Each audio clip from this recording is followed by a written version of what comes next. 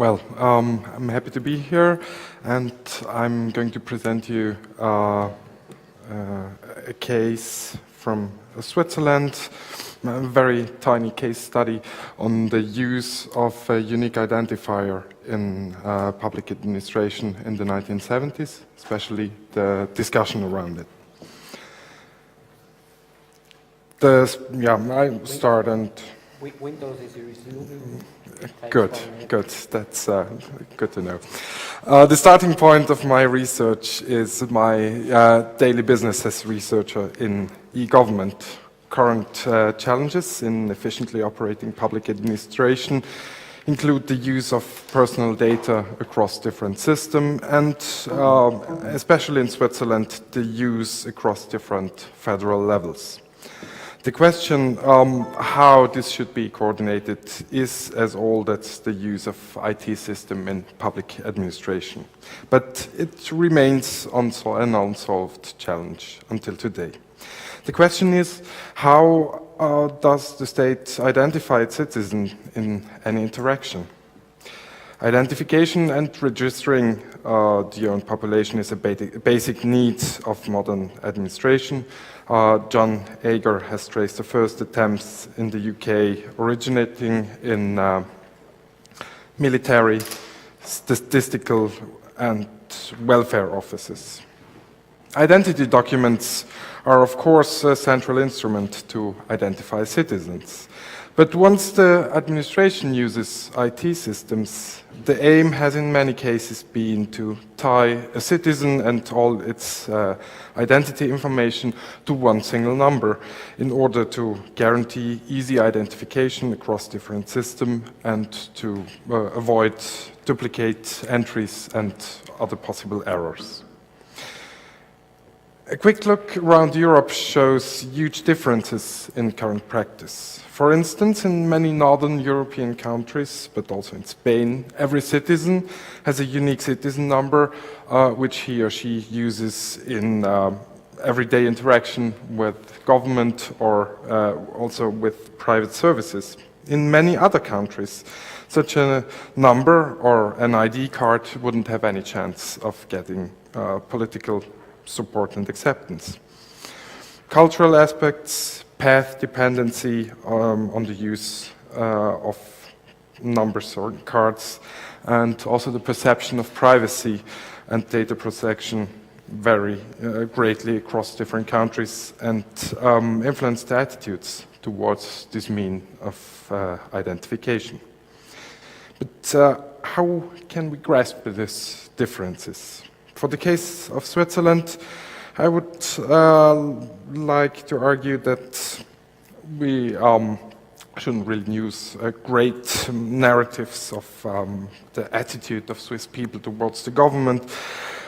Instead, I will propose a very detailed look into the history of public administration and the impact of the use of IT had to explain my case. I will just start with a few explanations on the subject, so anyone who's not familiar with the Swiss system can follow my explanations. Switzerland has, since the founding of old age insurance in 1984, a unique identifier for every person working or getting benefits from the old age insurance. In my presentation, I will refer to this number as Social Security number. The first version of this number had 8 to 10 digits, and then in 1972, an 11-digit number was introduced, containing codified personal data. You see it here, the first letters of your name, your date of birth, and further information was codified in this number.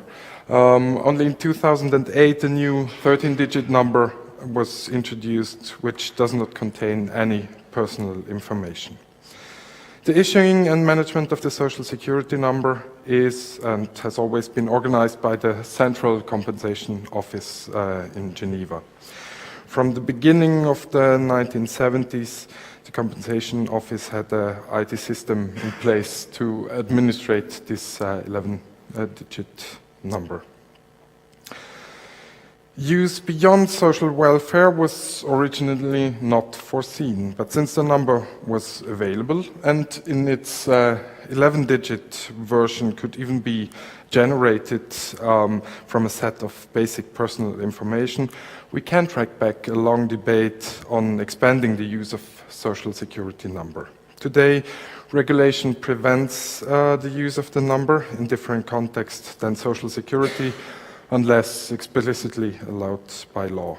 Clearly, there is a demand for using the social security number for other purposes.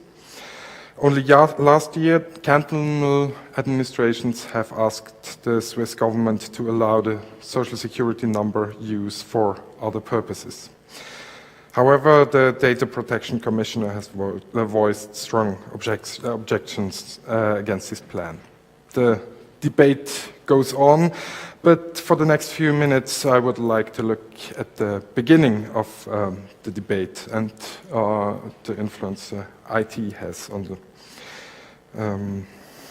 subject. Well, the basic aim of my research was to identify the main driving forces and their concepts behind the use of a unique identifier in the 1970s. The chosen decade reflects the discussion in the first phase, I would say, of large-scale IT use in public administration. Moreover, in this phase, the concept of privacy and data protection were shaped. The main sources are all stored in this very building, records from the Parliament, the Federal Insurance Office and the Central Compensation Office, and most interestingly, records from the ZOB, already mentioned, the Zentralstelle für Organisationsfragen der Bundesverwaltung. I call it the Central Office for Organizational Tasks in my speech. I will come to this entity in a minute. In general, we can observe, and this relates back to the introductory remarks, that IT-related activities at this level of detail and with this yearly, with this incremental change are only poorly documented in archival records. This may well be a general problem. Well, looking at the key drivers of the phase I'm talking about is what Bert Büchi, in a study about digital communication in Switzerland, called a period where the countless possibilities of IT had to be transformed in comprehensible challenges. Two main concerns on the subject have been voiced in Swiss Parliament at the time. In 1969, a liberal national councillor called Alfred Humlo, he had been actively involved in the creation of a state-owned IT service provider in St. Gallen, asked the Swiss government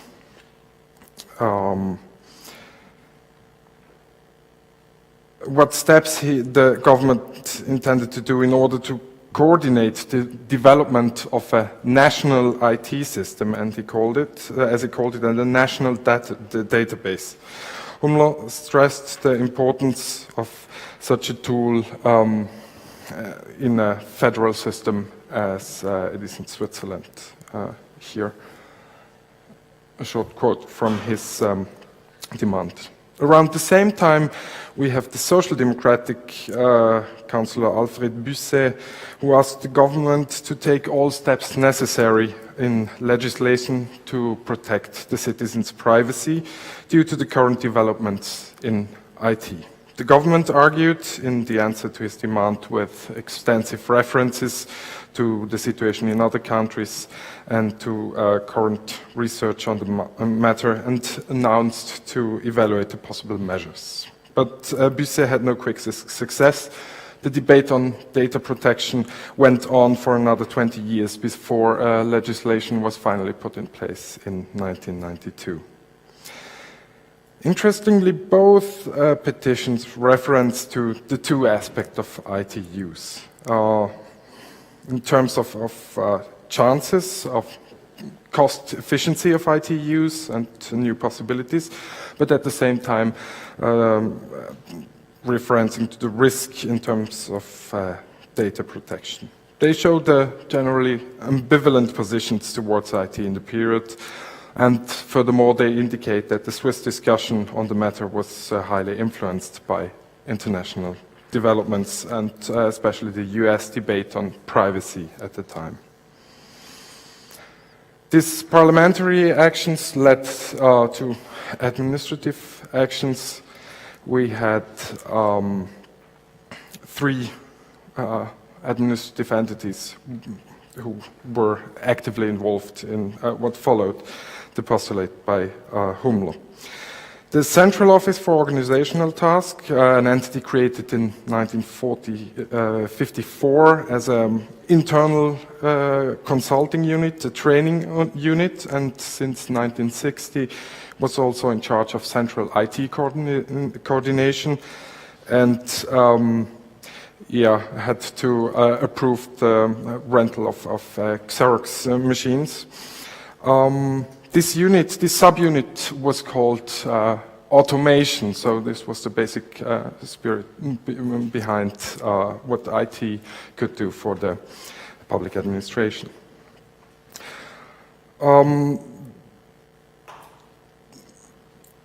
The petition by Hummler led to an expert group on the role of the central unit for a central organizational task, and the commission, led by academic working in the field of public management, Professor Geiger, commissioned a sub-report on the question of IT system use. This sub-report was drafted by the former head of one of the computer centers in the federal administration at the Federal Statistics Office. The report, published in March 1973, stressed out the need for coordination and collaboration in the field of IT systems. It elaborated on the existing collaboration efforts among the cantons.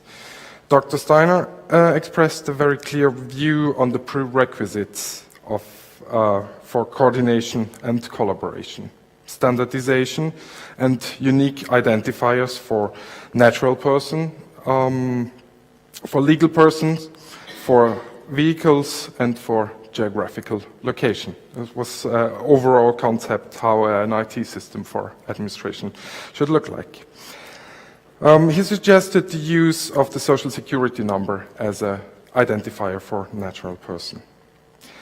These findings led to further action, and the Swiss government passed an ordinance concerning the use of the social security number, and reported in his yearly activity report that the social security number will be used as unique identifier based on this new regulation.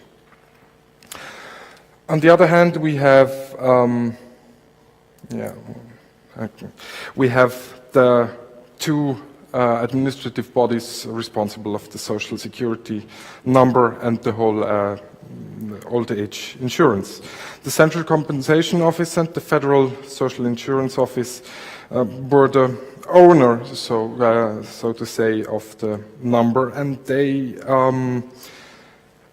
were rather reluctant to opening up their key tool for further users. First and foremost, they feared that other usages would increase errors and lead to misuse, and would in the end endanger their core mission as to administrate the old age insurance properly.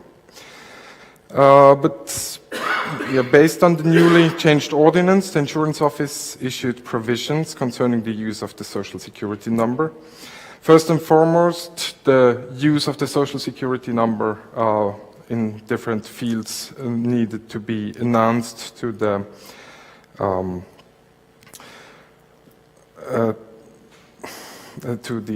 office.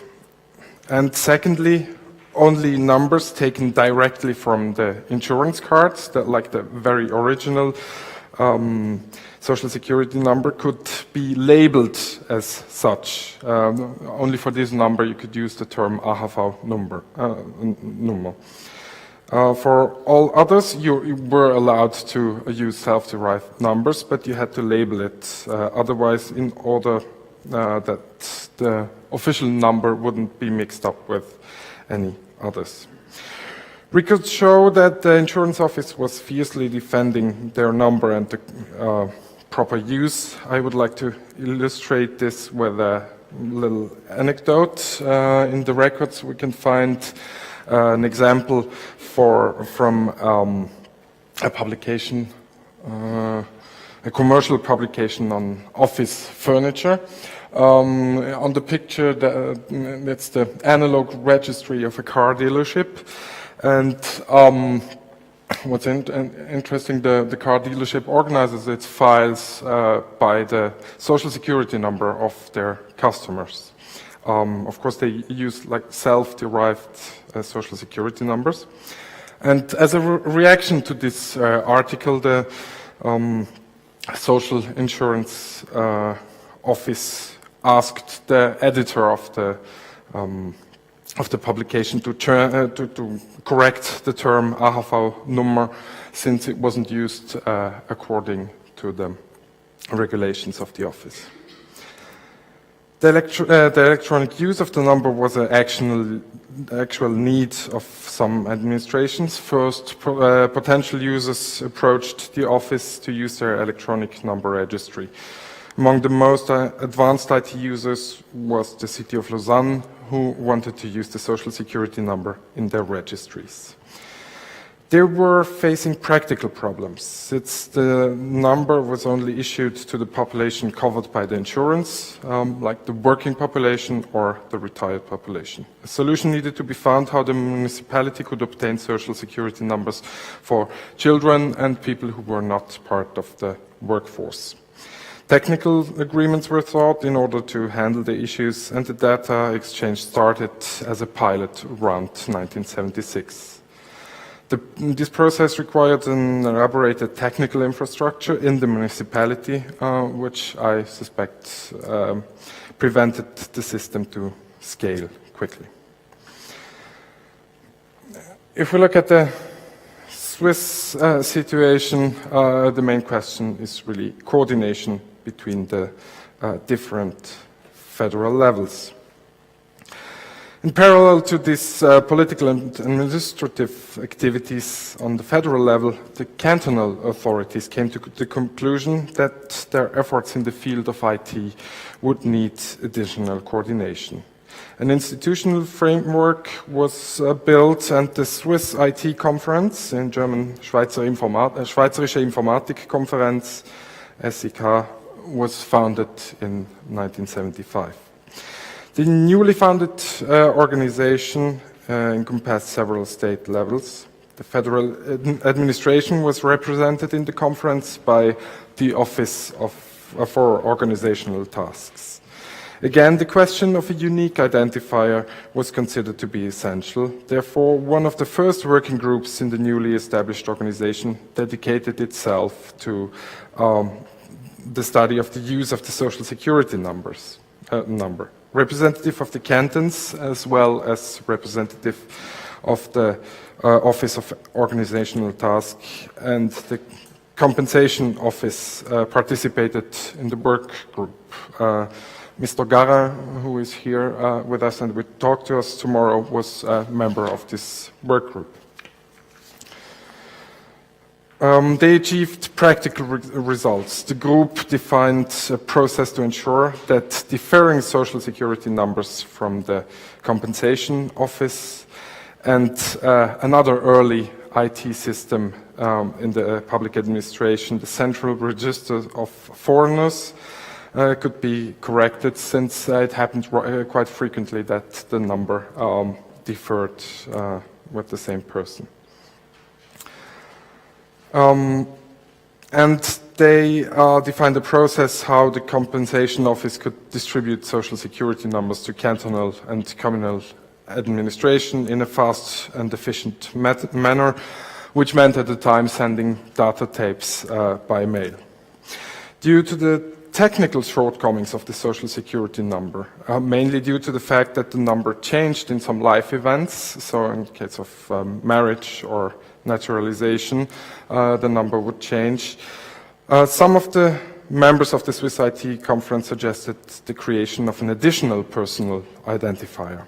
A new work group was created in 1977, and again, the same representatives of the federal administration contributed to the work. The work group focused on a comparison of two options: the increased use of the social security number, the existing solution, or the creation of an additional identifier. Their conclusion was clearly in favor of the use of the social security number. I take up a few arguments from their conclusion. In terms of usability, the work group was in favor of a newly created anonymous and invariant number, as this would solve some of the problems that were existing. In terms of data protection, the arguments are highly interesting. While they argued that while an anonymous number would objectively help to prevent the unwanted spread of personal information, the work group feared that the general population would object to a new number. The group assumed that people would not want to be an anonymous number, but had some kind of emotional connection to their social security number.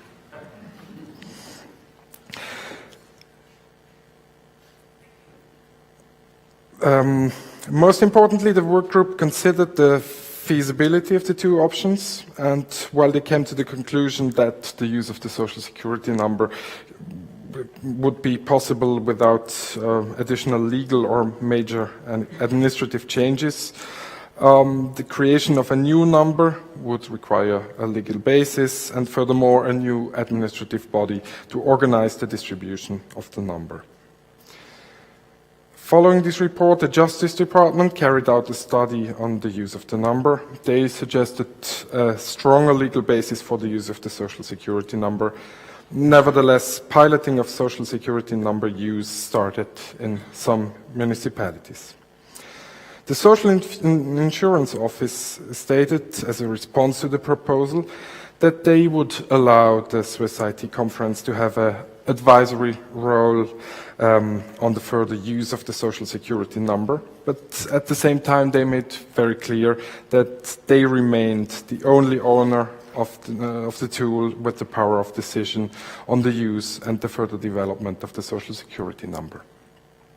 The need for standardization and data exchange cantonal administrations had could not only be served with an identifier. In parallel to the action described, the Swiss IT conference worked on a solution to enable data exchange between administrations, a work group on standardization of name and address records in electronic files, and later followed by the standardization of name conventions for legal persons, drafted the very first standards in e-government in Switzerland.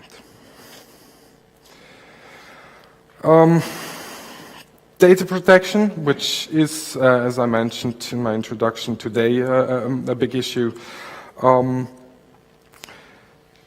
can be found all over the different discussions. In the context of my research, it appears to be a buzzword rather than a sound concept. The arguments by the Swiss IT conference work group in favor of the social security number are just one example which show that the concept had not been formed yet.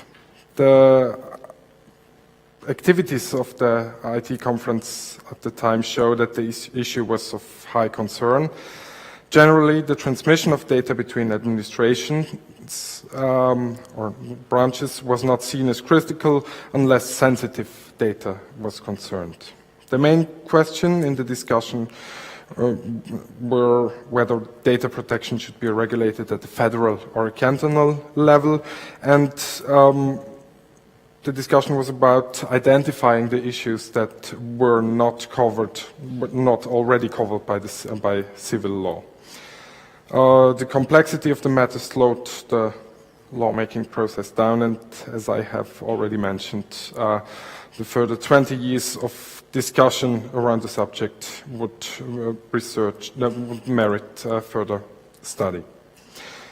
I come to conclusion. The change from analog to digital procedures in public administration called for standardization as soon as the potential of collaboration between different administrative bodies became evident.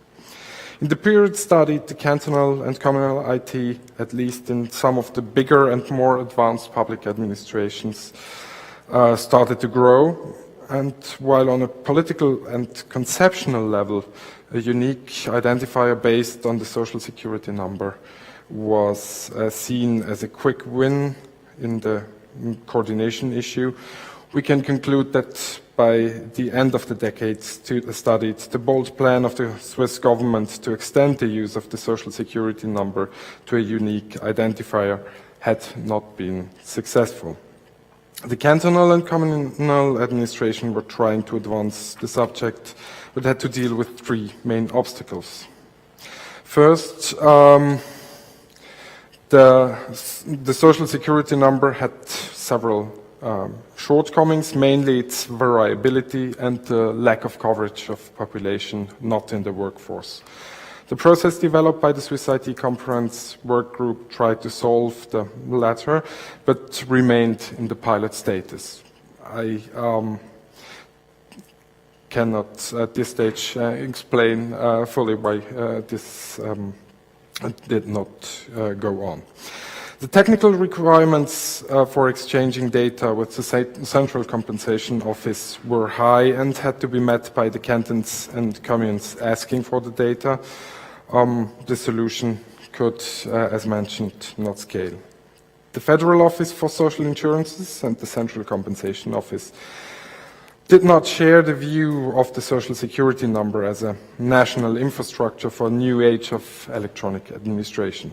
They focused on the good functioning of their tool and stuck to their core mission as office. The strong position of the old age insurance as one of the core achievements of modern Switzerland helped their cause on a political level. The example presented shows that the creation of an electronic infrastructure to the benefit of different entities is a very challenging task. Neither the opening of an existing infrastructure to further use, like to the use of further administrative bodies, nor the creation of a new infrastructure with corresponding legal and financial obligations can be achieved without a strong consensus on the general need. And I suspect that the discussion on the unique identifier remained an expert discussion. The lack of a usable unique identifier in Switzerland is not merely a product of a strong data protection law. This law came only later, but rather the result of the strong position of the old age insurance as an institution. The Swiss IT Conference very early engaged in pragmatic solutions to standardize what was in their power and showed in the 1970s what can be found in Swiss e-government until today. Working solutions which are not the most efficient nor the most collaborative, but are workable solutions in regard to the federal structure and the strong basis of existing institutions. Thank you.